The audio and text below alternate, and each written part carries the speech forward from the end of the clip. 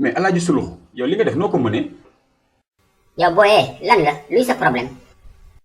xamoo lan la yow toute l'équipe est en train de t'attendre pour tournage nga toog fii comme si de rien n'était gis nga heure bi jot.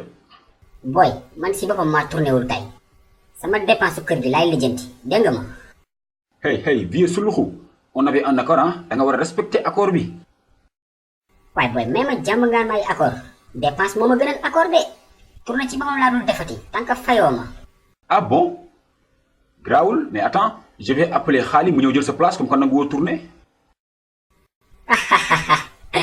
booy bul ma rey waay Xaali daf ma mën a remplacer damay moroomam mais Xaali maa ko gën a tàng fukki junni yoon.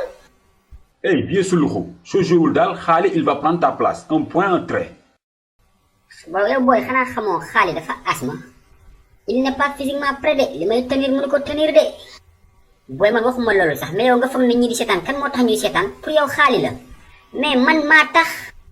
Alaaji Suluxu Njaay ancien combattant matricule 259 F10 30 soo ko xamul ma fàttali la ko de booy fàtta xaju fi de.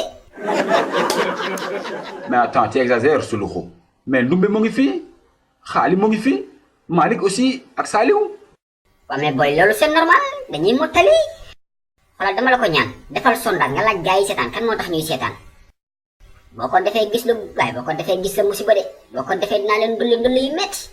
kon premier tour laa leen gagné par 75% des voix fay ma ñu liggéey fayoo ma dem sama yoon man j'ai une famille à nourrir ah booy yow premier jour ba ma la gisee sa bopp bu gàtt bi ak sa pax bakkan yi nii laa xam ne booy bu nay nga